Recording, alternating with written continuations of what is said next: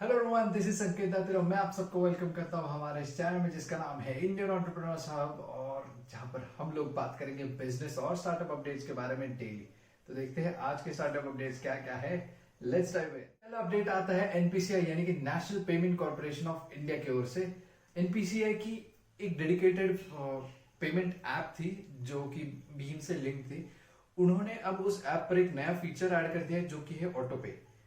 हाँ, जानता हूं मैं आप सब क्या सोच रहे हैं। ऑटो पे तो पहले से ही बहुत सारे ऐप्स पे था, पर वो सारे प्राइवेट सेक्टर्स की ऐप थे, ये गवर्नमेंट सेक्टर की ऐप है।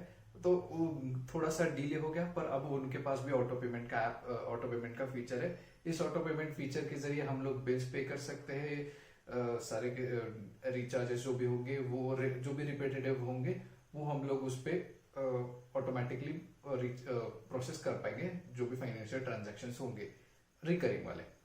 तो इस तरह से अब उन्होंने एक नया फीचर ऐड कर दिया है और धीरे धीरे वो लोग भी नए नए टेक की ओर बढ़ रहे हैं। ये एक अच्छी बात है। और एनपीसीआई के डायरेक्टर की ओर से एक स्टेटमेंट भी आया है कि उन्हें इंडिया में डिजिटल पेमेंट्स में बहुत ज्यादा इंक्रीज हुआ है। अभी इस पैंडेमिक की सिचुएशन में तो जितना कैश विड्रॉ हो रहा है उससे कहीं ज्यादा डिजिटल पेमेंट्स हो रहा है। अभी हम लोग भी जानते होंगे जो भी ई कॉमर्स प्लेटफॉर्म्स है, वो सारे ई कॉमर्स प्लेटफॉर्म्स ने कैश ऑन डिलीवरी बंद कर दिए और सीधे के सीधे हम लोग को पहले ही पे करना पड़ रहा है। मतलब ये पूरे सिर्फ ये Amazon, फ्लिपकार्ट इन सारी कंपनीज के लिए नहीं, बल्कि जोमेटो, स्विगी इन जैसी कंपनी जो भी अभी टेक कंपनीज है, वो सारी कंपनीज सिर्फ ऑनलाइन पेमेंट्स ही एक्सेप्ट कर रही है। तो इस तरह से डिजिटल पेमेंट्स में बहुत ज्यादा स्पाइक हमें देखने को मिला है इस पैंडेमिक की सिचुएशन में। और इसके बाद भी जब भी ये सिचुएशन खत्म होगी और चीजें सुधरेंगी, तब लोगों को अगर अभी ये आदत लग गई कि उस कन्वीनियंस की आदत लग गई कि बस टैप करो और पे हो जाता है, तो शायद से बहुत ज्यादा चांसेस है कि ये जो फिगर्स हैं वो ज्यादा नीचे नहीं गिरेंगे। Considerable amount of people digital transactions को, डिजिटल मनी को एक्सेप्ट करेंगे और इसी तरह से हम लोग मूव ऑन करेंगे। तो देखते हैं क्या होता है आगे जाते हुए। इंडिया के डिजिटल पेमेंट इकोनॉमी के साथ बहुत ज्यादा ब्राइट फ्यूचर नजर आ रहा है। देखते हैं क्या होता है। दूसरा अपडेट आता है नेटफ्लिक्स के बारे में। नेटफ्लिक्स जो कि एक यूएस बेस्ड ओटीटी प्लेटफॉर्म है और इंडिया में काफी अच्छे से अभी ग्रो कर रहा है। उन्होंने इंडिया के लिए एक खास प्लान लॉन्च किया है। इस प्लान की प्राइसिंग होगा 349 रुपीज और इसका नाम होगा मोबाइल प्लस प्लान। ये प्लान होगा, जो भी कस्टमर इस प्लान को सब्सक्राइब करेंगे वो सिर्फ और सिर्फ मोबाइल डिवाइसेस पर ही नेटफ्लिक्स को देख पाएंगे। अभी तक के मतलब उनके जो काफी सारे प्लान्स है, जो भी प्रीमियम प्लान्स है, उनमें हम लोग टीवी पर और लैपटॉप्स पर भी हम लोग स्ट्रीम कर सकते हैं उसी सब्सक्रिप्शन में।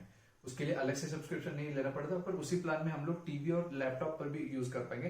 पर ये जो प्लान रहेगा मोबाइल प्लस प्लान, इसमें हम लोग सिर्फ और सिर्फ मोबाइल डिवाइसेस पर देख पाएंगे। पर इस पर आप सब लोगों ने ये भी देखा होगा कि नेटफ्लिक्स एक और एड रन करता है कि उनका 199 रुपीज का बेसिक प्लान है। वो प्लान है उनका सबसे कम वाला प्लान 199 रुपीज का है, पर उस प्लान में एक लिमिटेशन है कि वहां पर जो भी कंटेंट का क्लियरिटी होता है वो कम होगा। इस 349 रुपीज के प्लान में, इस 349 रुपीज के मोबाइल प्लस प्लान में हम यूजर HD कंटेंट देख पाएगा अपने मोबाइल डिवाइसेस पर। तो इस तरह से उन्होंने थोड़ा सा ट्वीक किया है अपने स्ट्रीमिंग सर्विसेज को, और खास इंडिया के लिए वो उन्होंने नया प्लान डिजाइन किया है। नेटफ्लिक्स की ओर से ये एक स्टेटमेंट भी आया है कि वो इस नए प्लान को लेकर काफी ज्यादा एक्साइटेड है और वो काफी ज्यादा होपफुल है कि ये नया प्लान बहुत ज्यादा अच्छे से काम करेगा, बहुत ज्यादा हिट रहेगा। तो देखते हैं क्या ये नया मूव नेटफ्लिक्स की ओर से अच्छा साबित होता है। और ये जो भी ओटीटी प्लेटफॉर्म, ओटीटी इंडस्ट्री में जो कंपटीशन बढ़ रहा है, उस कंपटीशन में नेटफ्लिक्स को टिके रहने के लिए क्या ये प्लान हेल्प कर पाता है। देखते हैं क्या होता है आगे जाते हुए। आता है लिंक्डइन के बारे में। लिंक्डइन जो कि एक प्रोफेशनल नेटवर्किंग प्लेटफॉर्म है, उन्होंने ले ऑफ किया है अपने एम्प्लॉयज को। 960 एम्प्लॉयज उन्होंने ले ऑफ किए, जो कि है 6% उनकी टोटल वर्कफोर्स का। ये काफी बड़ा और सिग्निफिकेंट अमाउंट है उनके एम्प्लॉयज का, और ये काफी बड़ा ले ऑफ उन्होंने किया है। उनके सीईओ ने एक स्टेटमेंट भी दिया है। इस स्टेटमेंट में उनका कहना है कि कोरोना वायरस की सिचुएशन की वजह से पूरी दुनिया के बिजनेसेस हिट हुए और लिंक्डइन भी उसमें से बचा हुआ नहीं है। लिंक्डइन को भी बहुत ज्यादा रेवेन्यू में फॉल हुआ है। लिंक्डइन का जो अभी तक का एक काफी अच्छा परफॉर्म करने वाला टूल था, यानी कि जो टैलेंट सोल्यूशन टूल जिसको वो कहते हैं, मतलब उसका मतलब है जो जॉब सर्चिंग वाला टूल है उनका, उसका बिजनेस बहुत ही कम हो गया है, उसका यूज बहुत ही कम हुआ है। सीधी सी बात है, कोई कंपनी अभी, ज्यादातर कंपनीज अभी हायरिंग के मूड में नहीं है, तो अगर हायरिंग के मूड में नहीं है तो वो उस टूल को यूज भी नहीं कर रहे। तो इसी की वजह से लिंक्डइन के रेवेन्यू में बहुत ज्यादा डाउनफॉल हो गया और उस डाउनफॉल को सरवाइव करने के लिए लिंक्डइन को ये ले ऑफ करने पड़े हैं। तो अभी इसमें एक और चीज देखने लायक है कि लिंक्डइन काफी हद तक फेसबुक जैसा है, बस ये प्रोफेशनल है, काफी ज्यादा स्ट्रिक्ट है यहाँ पर, मतलब काफी ज्यादा प्रोफेशनल एटमोस्फेयर होता है लिंक्डइन पर।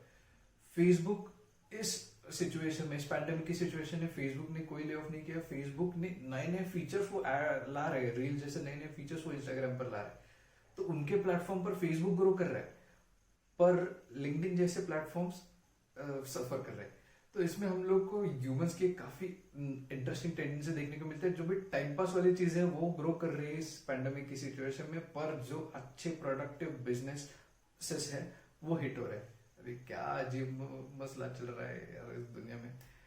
देखते हैं आगे जाते हुए हमें क्या क्या नई चीजें देखने को मिलती है, बड़े ही इंटरेस्टिंग होने वाला है आगे। अपडेट आता है बैंकिंग सेक्टर के बारे में। गवर्नमेंट ने ये फाइनलाइज कर दिया है कि वो स्टेट ओन बैंक्स का नंबर 12 से घटाकर 5 कर देंगे। अब जो भी बी के लिए स्टेट ओन बैंक्स है वो उनमें से काफी सारे बैंक्स का मर्जर होगा और अब सिर्फ 5 ही बड़े स्टेट ओन बैंक्स बचेंगे। ये बहुत ही बड़ा डिसीजन है और इससे मतलब एक काफी सारी चीजें हम डिराइव कर पाएंगे। गवर्नमेंट की ओर से ये स्टेटमेंट आया कि अभी जो लिक्विडिटी क्राइसिस ये सारा बैंकिंग सेक्टर फेस कर रहा है, काफी ज्यादा लोन्स डिस्ट्रीब्यूटेड है पर वो लोन्स रिकवर नहीं हो पा रहे इस पैंडेमिक की सिचुएशन की वजह से, और भी कई सारे रीजंस थे।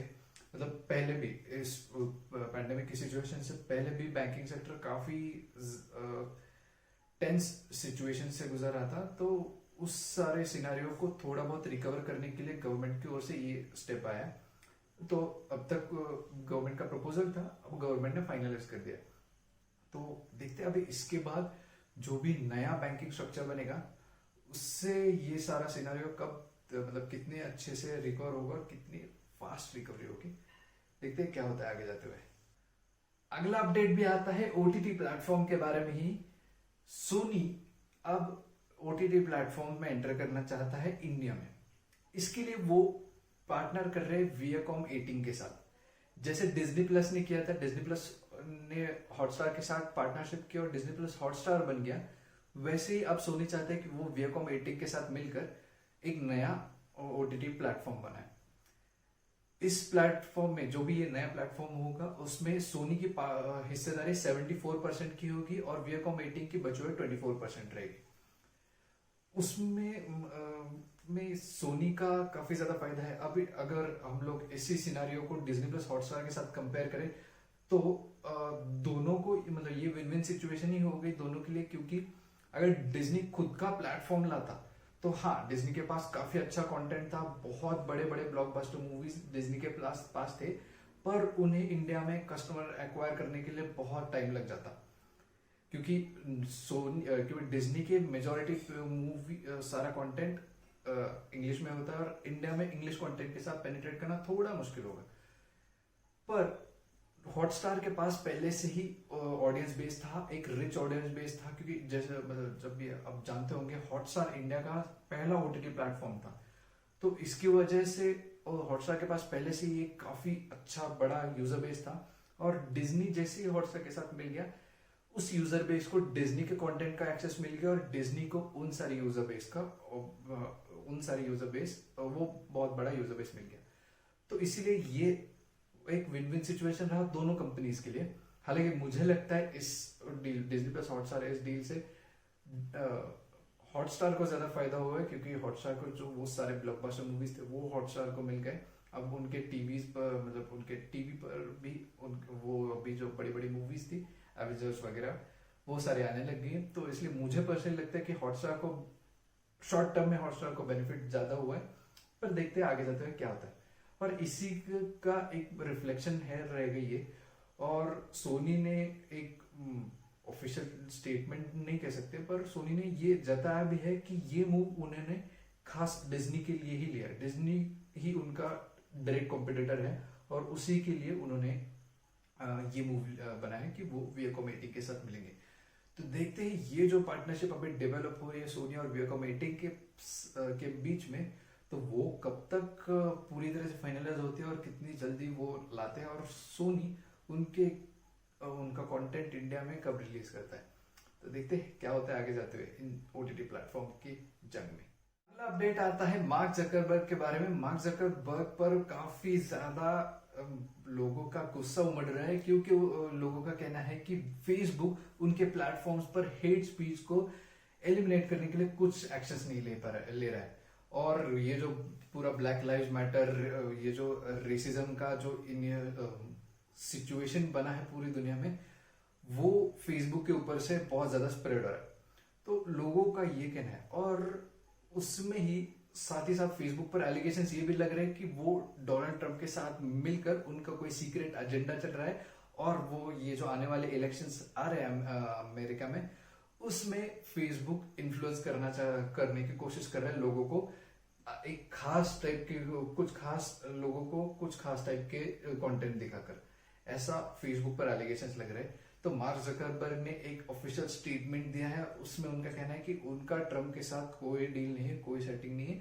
जो भी हो रहा है वो फेसबुक उसके ऊपर कंट्रोल करने की कोशिश कर रहा है। वो अपने एल्गोरिथम्स में चेंजेस कर रहे हैं और हेट स्पीच को आइडेंटिफाई करने वाला एक सिस्टम डेवलप करने की वो कोशिश कर रहे हैं, और उसमें काफी जल्द कामयाब भी हो जाएंगे। और उन्होंने ये भी कहा कि उनका और डोनाल्ड ट्रम्प के साथ कोई भी अलग से कोई पार्टनरशिप, कोई इसमें भी डील नहीं हुए। उन्होंने ये एग्री किया कि वो मार्क जकरबर्ग डोनाल्ड ट्रम्प के कांटेक्ट में रहते हैं, काफी बार उनकी बात हुई है। सीधी सी बात है, मार्क जकरबर्ग यूएसए में काफी बड़ा नाम है। टेक कंपनीज में मार्क जकरबर्ग का नाम काफी बड़े लेवल पर आता है। डोनाल्ड ट्रम्प यूएसए के प्रेसिडेंट है, तो प्रेसिडेंट का उनके देश के एक बड़ी कंपनी के सीईओ से बात करना लाजमी है, जायज है। और बात करेंगे भाई, यहाँ पर भी मतलब हमारे कंट्री में भी नरेंद्र मोदी काफी सारे बिजनेसमैन से मिलते रहते हैं। तो इसका मतलब ये नहीं कि उनके बीच में कोई अंदर ही अंदर कोई खिचड़ी पकड़ी, ऐसा तो नहीं होता।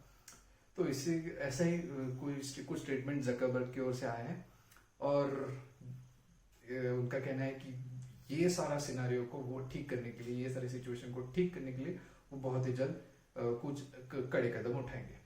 तो देखते हैं क्या होता है आगे जाते हुए। क्या फेसबुक उन हेट स्पीच को एलिमिनेट करने वाले टूल बना पाता है, और कितनी जल्दी वो लोग बना पाते हैं। देखते हैं क्या होता है आगे जाते हुए। अगला अपडेट आता है टी हब के बारे में। टी हब जो कि तेलंगाना गवर्नमेंट का इनिशिएटिव था उनके स्टेट में स्टार्टअप्स को इंक्यूबेट करने के लिए, उसने अब एक थोड़ा सा स्ट्रक्चरल रिफॉर्म उन्होंने किया है। टी हब का नाम बदल कर और अब उन्होंने कर दिया है लैब 32। और लैब 32 एक पूरी तरह से डिजिटल प्लेटफॉर्म रहेगा। अभी के लिए क्या हो रहा था, टी हब के साथ लिमिटेशंस थे कि टी हब में पार्टिसिपेट करने के लिए जो भी एंटरप्रेन्योर्स रहेंगे उनको फिजिकली तेलंगाना जाना पड़ता था, वहां पर उनके एप्लीकेशन वगैरह सारे होते थे, फिर मीटिंग्स होते थे, और इस तरह से पूरी प्रोसेस ऑफलाइन अभी तक चल रही थी।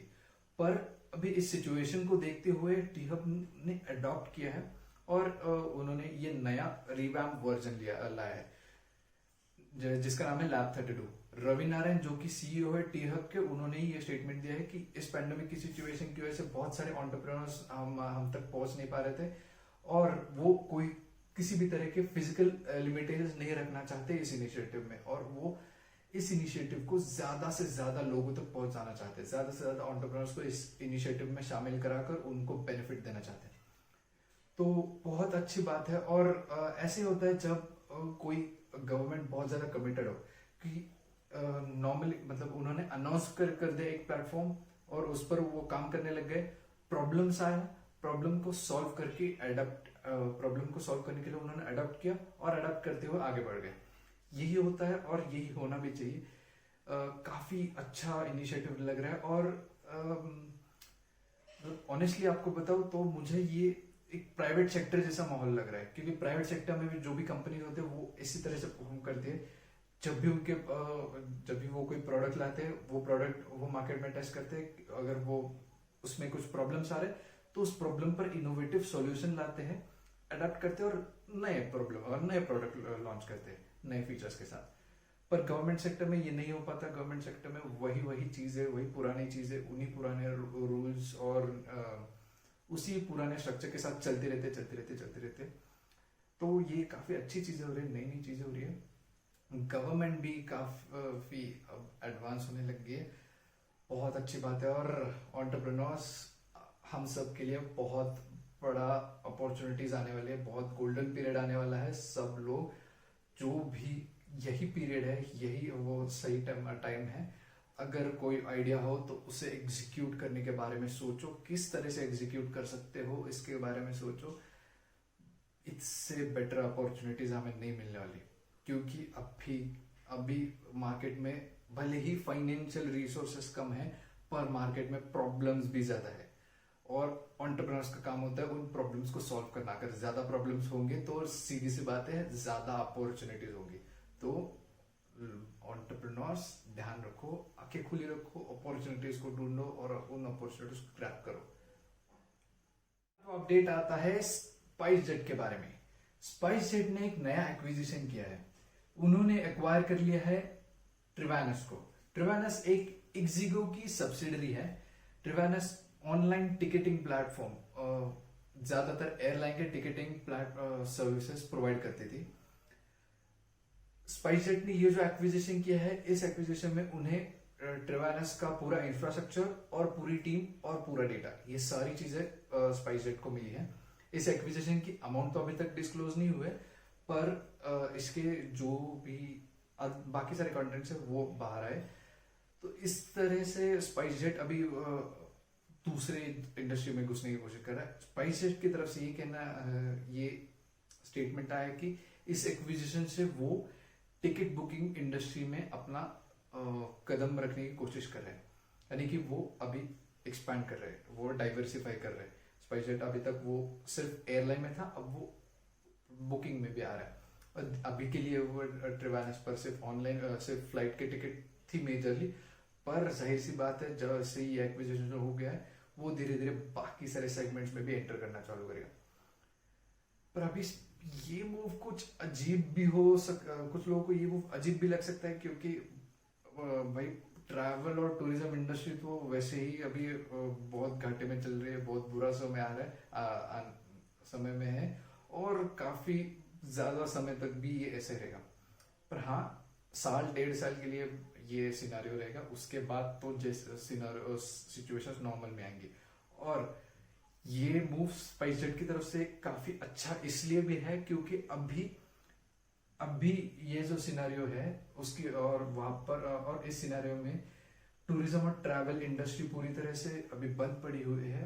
तो वहां पर जो भी कंपनीज हैं उनके रेवेन्यू में बहुत ज्यादा फॉल हो गया है, तो इसलिए वो सस्ते में बेचने को मान गए होंगे।